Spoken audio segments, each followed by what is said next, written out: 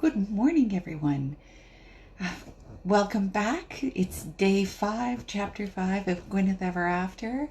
Um, you darn near got me unwashed and in my pajamas still this morning because I got distracted. Never check Facebook when you're having breakfast because, oh my gosh, the rabbit holes. I did find something really cool though, a method of making your own face masks, and they might actually work for medical personnel as well because they're made out of, are you ready for this? Vacuum cleaner HEPA filter bags. So I'm actually going to link to the YouTube video. It was put up by an emergency room doctor down in the States, and it was his wife that figured out how to do this. And he says that they may work better than those homemade cotton masks, which, makes sense. HEPA filters, right? So anyways, I will provide a link for you later in case any of you are interested in doing this. I have vacuum cleaner bags on order now. So, shall we dive in? It is chapter 5, Gwyneth Ever After this morning. So, Gwyn toyed with her knife as their server presented the wine for Gareth's approval, then poured it into their glasses. They'd been seated with quiet efficiency in a corner at the back of the restaurant, away from the curious eyes that followed their progress between the tables. The stares and whispers hadn't yet diminished, but they seemed less intrusive when screened by strategically placed greenery and soft classical music. Schooling herself to ignore the unfamiliar attention, she flexed the fingers of her other hand under the table. At least in a setting such as this, they wouldn't likely be interrupted by an autograph seeker. "To spilled pencils and new friends," Gareth said, lifting his glass. He smiled over the rim as the waiter departed. "To spilled pencils," Gwyn countered, touching her glass to his, "and new friends who are willing to forget them." They both sipped their wine, and then Gareth set his glass down and leaned back in his chair. Dressed tonight in a tailored sport jacket, snowy white shirt, and dark slacks, he exuded refinement, and a devastating masculinity that sent a frisson of unfamiliar awareness down Gwyn's spine. She took another mouthful of wine. "How did the lesson go tonight?" Gareth asked. "Normal conversation." "Good. She could handle that." "Jiu-jitsu," she responded. "It went well. Maggie and Nicholas actually participated for a change. They usually end up rolling around on the mats in the corner." "White belts?" Gwyn nodded. She rested her elbow on the table and settled her chin into her hand. "For another year or so." "What about Katie?" "She tests for her orange belt next month." "Good for her. Was this something they wanted to do, or was it your idea?" "My idea, but they enjoy it. Jiu-jitsu and swimming lessons are non-negotiable. I plan on worrying as little as possible when they're out of my sight." "Wise mother." "They're nice kids, by the way." "Thank you. I think so, too." "How do you think the castle building went?" "I imagine it degenerated fairly fast. They were tired." Gwyn glanced at her watch. "They'll be asleep by now." "You handled that very well, by the way. The dispute, I mean." Gareth inclined his head. "Thank you. I thought I should step in before blows were exchanged. Your babysitter sure didn't say much." Her lips twitched. "Just be glad she didn't follow through on her threat to faint." Gareth looked startled. "Oh, you even had Maggie giggling, and she's usually hiding behind any available object when she meets someone new. Do you have that effect on all women?" Mischief glinted in his eyes. "I don't know," he said. "Do I?" Gwyn choked on her wine. Mouth quirking at one corner, Gareth handed her his linen napkin. "Madame," their waiter murmured beside her. Glancing up, she saw him waiting with salad plates in hand. She handed Gareth's napkin back to him and sat back. The waiter set their salads down, bade them bon appetit, and left again. "You haven't answered my question," Gareth reminded her, his deep voice reaching across the table to send a shiver down her spine. Heat rose in her cheeks, but Gwyn raised her chin a notch and met his eyes square on. "And I'm not going to either."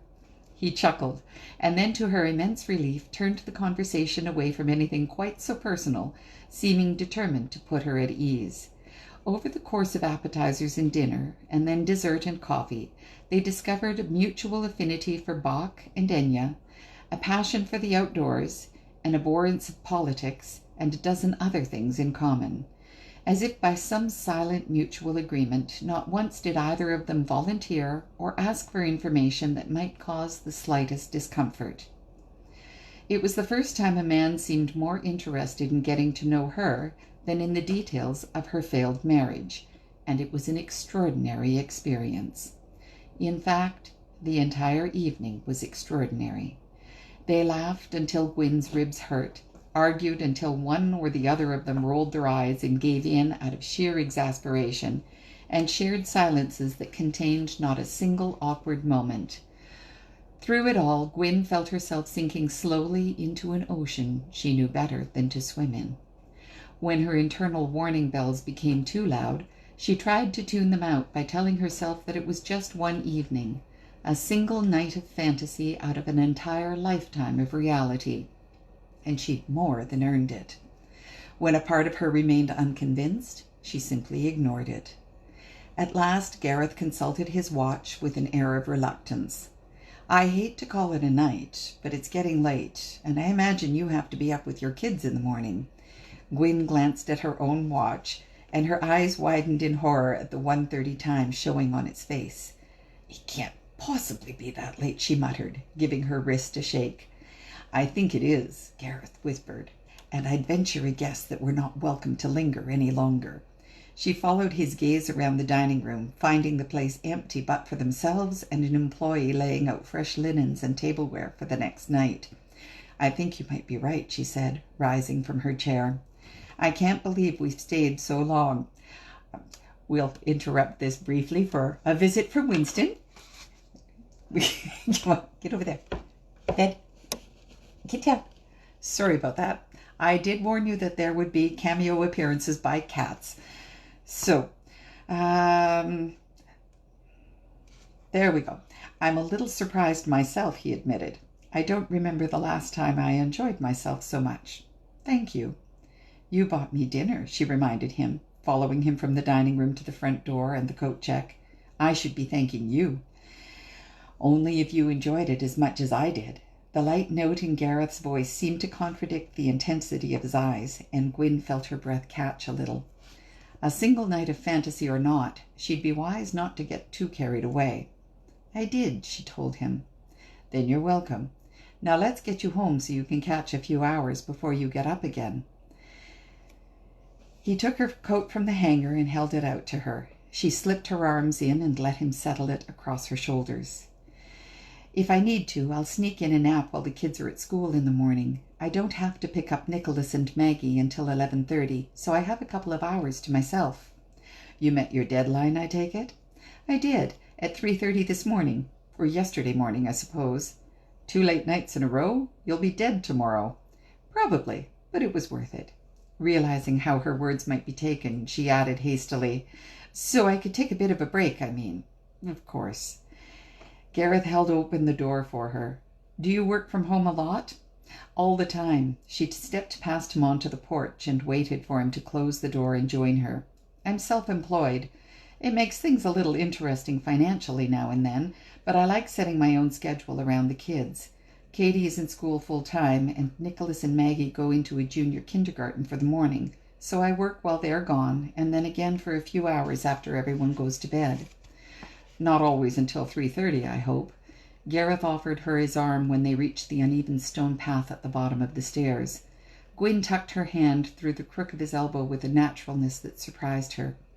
"Only once in a while. I'm too old for a steady diet of that." She shivered in the night air. "Cold?" "A bit, but I don't mind." She stumbled on the loose gravel, and Gareth caught hold of her hand to steady her. "Are you all right?" "Fine, thanks."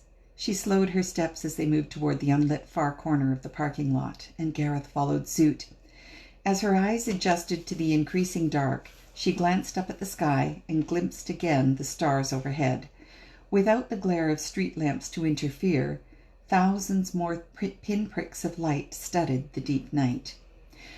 "Oh," she breathed, "there are so many of them." "Makes you realize how much we miss with all our city lights, doesn't it?" Keeping his grip on her hand, Gareth drew her into the center of the parking lot, away from the trees overhanging the perimeter, their tangled branches obscuring part of the sky even in their leafless state. Look over there, he said. His chest brushed against her back, solid and comfortable, and a whole lot of other things she tried very hard not to think about.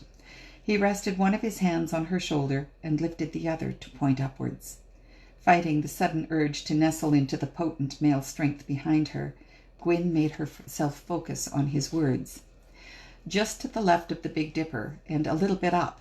See the long string of stars curving up and then back down again? That's Draco.